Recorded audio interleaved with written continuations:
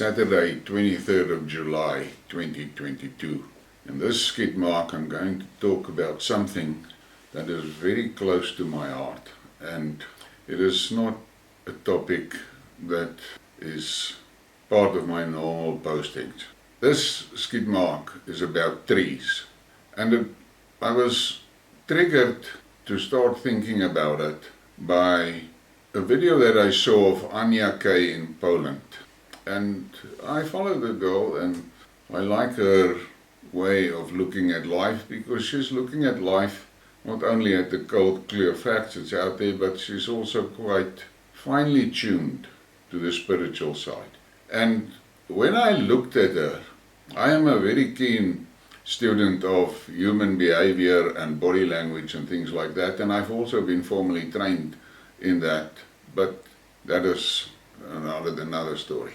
And as I watched her, I could see the stress and distress on her face.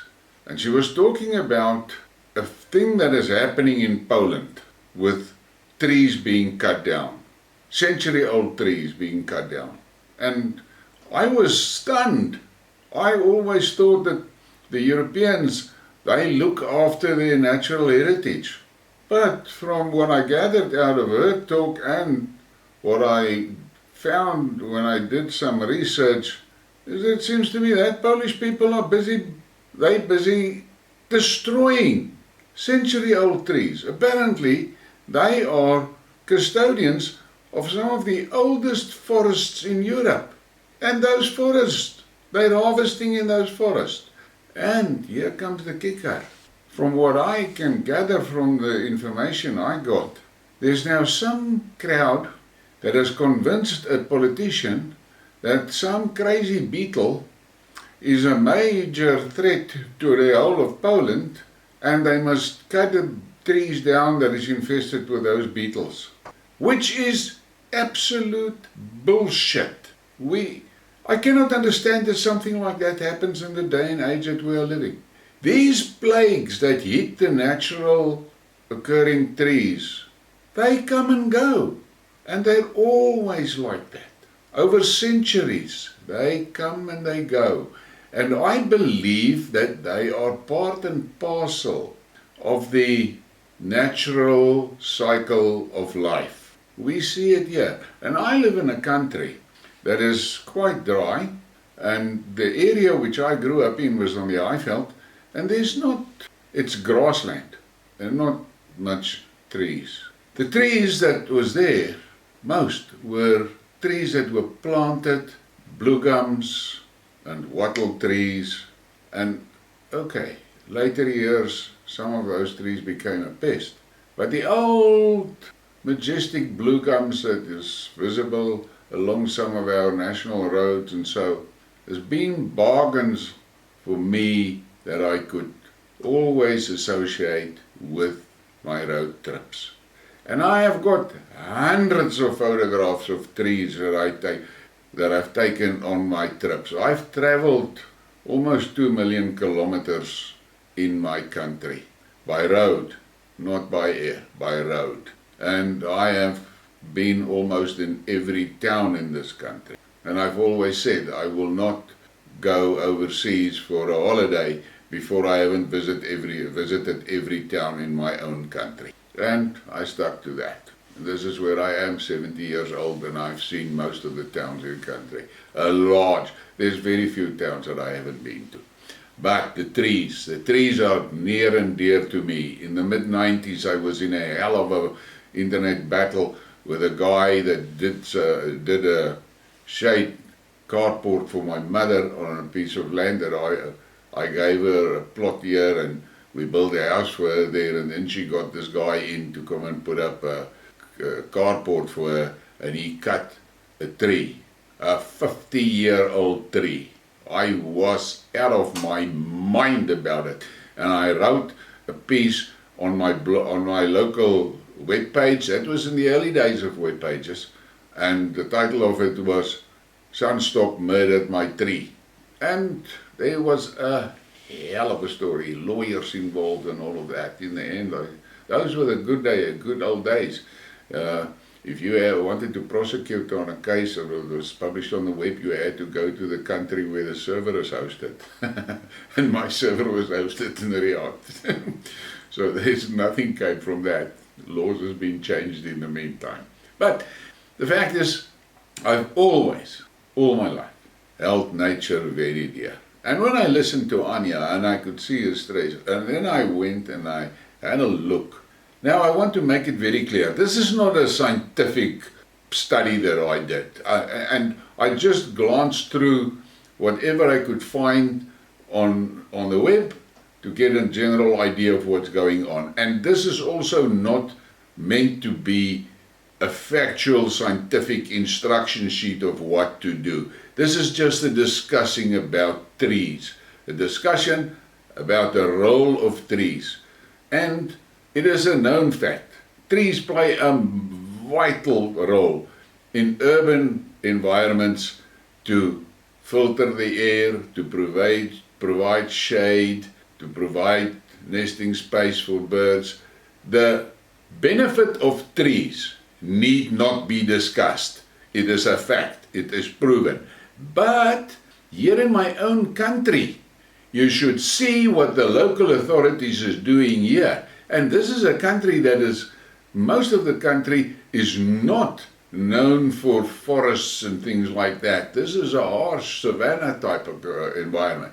And since '94, when the town councils and things started changing and became, as they so fondly like to say, more representative, we saw horrible things. These idiots just start and cut the trees down on the sidewalks. Trees that were 30, 40, 50, 60 years old. They just cut those trees down because, according to them, the trees generate too much waste on the sidewalks from the leaves that are falling. I don't want to go there because I'm going to go ugly and I'm going to start swearing. But I looked at the stuff that was triggered by Anya and I see this article. Throughout Poland, local authorities are chopping down trees as a safety measure, saying that they are in poor health and could cause serious damage. But scientists and activists criticize this practice, saying it is not only unnecessary but counterproductive as it exacerbates the problems caused by climate change. Once again, stupid politicians. Me, I hate politicians. It's a species that started developing in the late 60s, early 70s. They started to become professionals. In the old days, it was a farmer that was the Minister of Agriculture. He knew what he was talking about. It was a doctor, was a Minister of Health. He knew what he was talking about and how that department should be run. But now we've got these professionals. These things are useless. They've never been in business. Very few of them has got a professional qualification. They're politicians, professional politicians. And that is what they are. And that is a species that there's no room for on this earth because they bring nothing positive to the environment. Polish councillors cutting trees. South African councillors cutting trees. They are, let me stop here. And then I see this article, and it is a group of Polish women that are obviously very unhappy about the cutting of the trees, and they started a campaign and they took pictures of themselves on these cut tree stumps, breastfeeding their children, their babies. I see things like this, and I cannot understand why are we tolerating politicians? Why? What is the use of a politician? They are useless. Look at this Polish street. And you know, if this happened in South Africa, I could blame it on IQ. But for shit, man, I thought Europeans were educated people. And then I read another thing, where the minister, they changed the law. Prior to that, in Poland, if you want to cut a tree, you had to get permission from the local authorities to cut that tree, and you must have a very good explanation of why you want to cut that tree, even if that tree was standing on your private property. And then they changed that law. And what happened after that is corporations that had land with trees on, which they wanted to harvest, and they couldn't do that, they then sold the land to a private guy. And this private guy chops the trees and harvests the trees, and then he sells the land back to the corporation. And that is how they managed to rape the forests.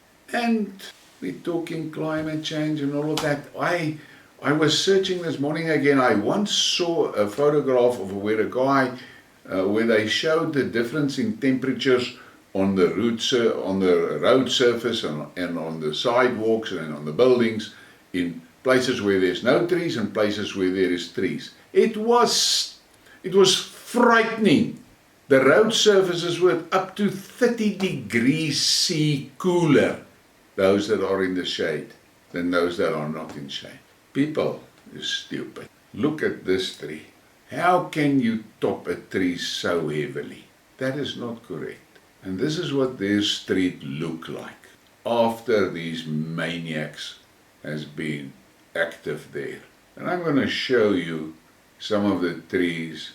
This specific tree in my garden, I planted that tree in 1994, and it was a twig, and it grew into a majestic big tree.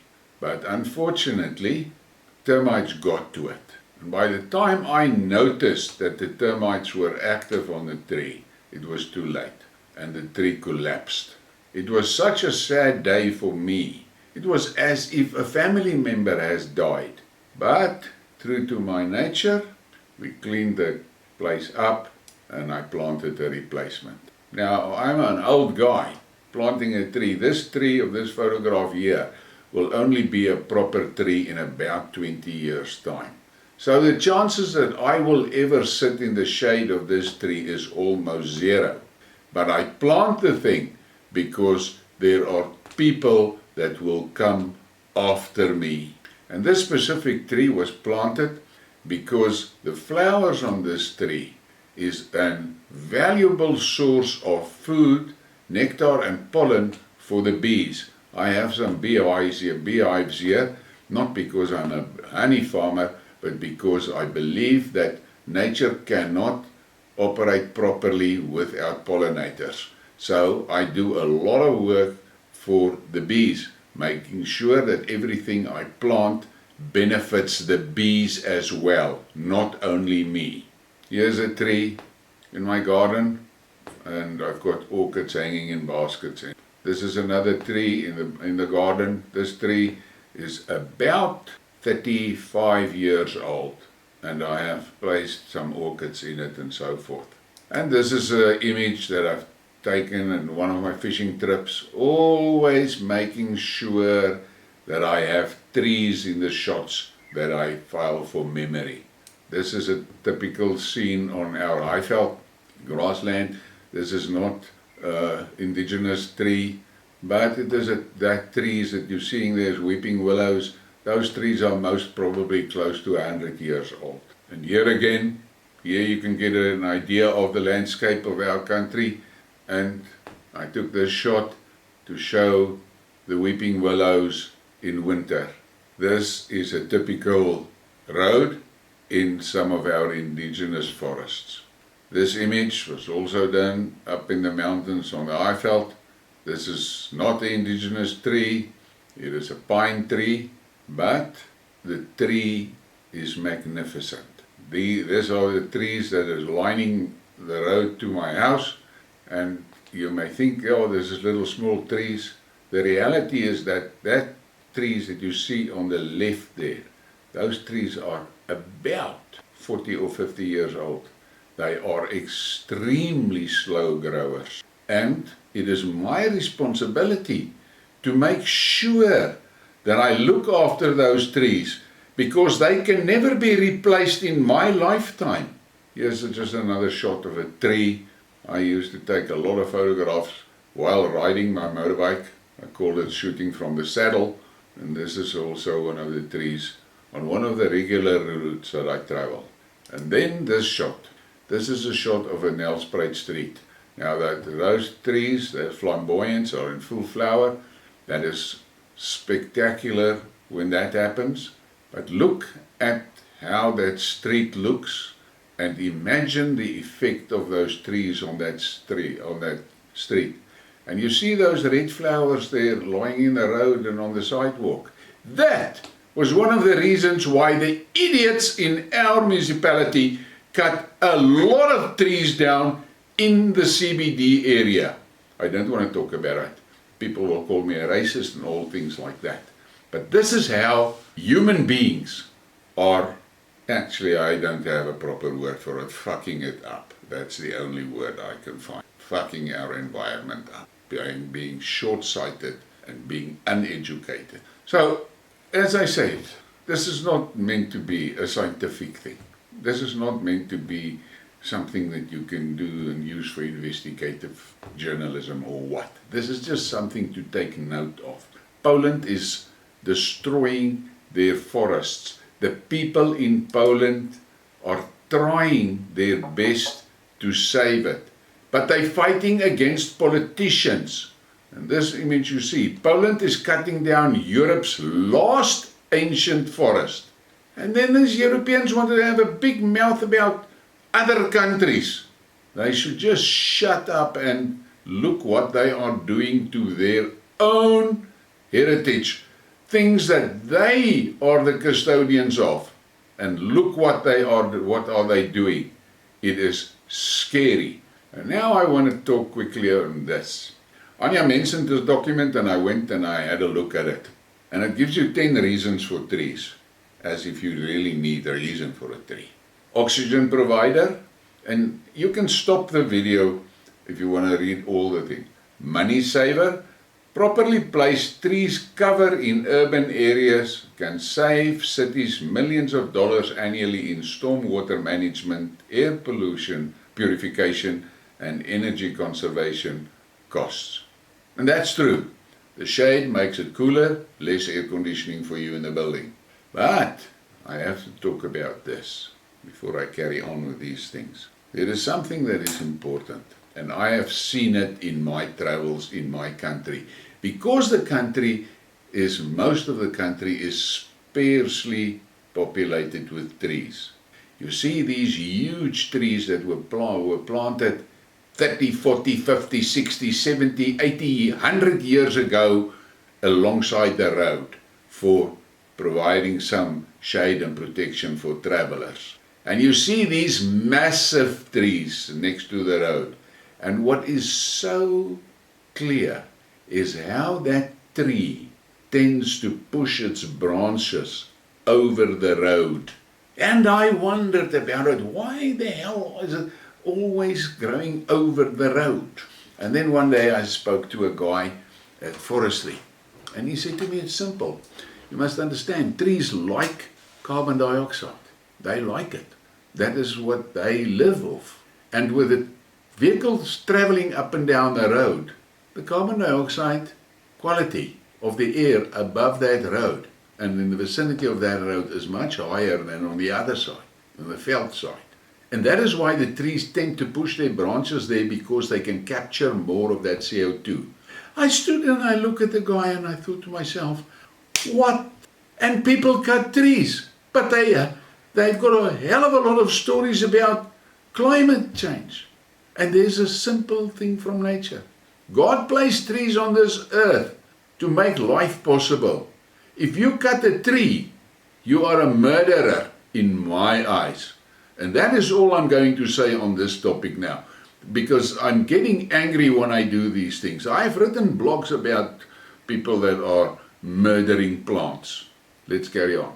They say it's a power investor, it's a mission combator, and I've explained now what that guy told me. And you can see it in practice that it's happening. And it's an air purifier. We all know that. It's a natural coolant. It's a stress reducer. Yes.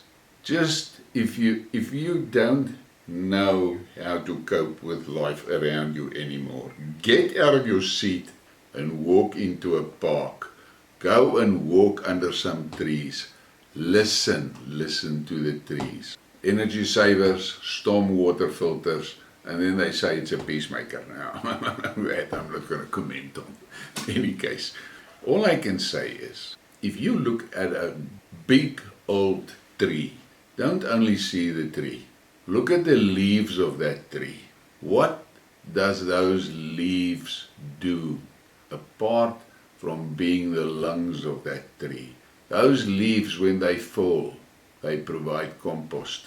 In that compost will be a lot of insects and other fungus and things that will make a living off those trees. When that tree flowers, it provides food to birds and bees and other insects. Those trees, many of them provide housing to birds and small mammals and insects and reptiles. A tree, a single big tree standing there, is a whole ecosystem. There's a community that lives off that tree.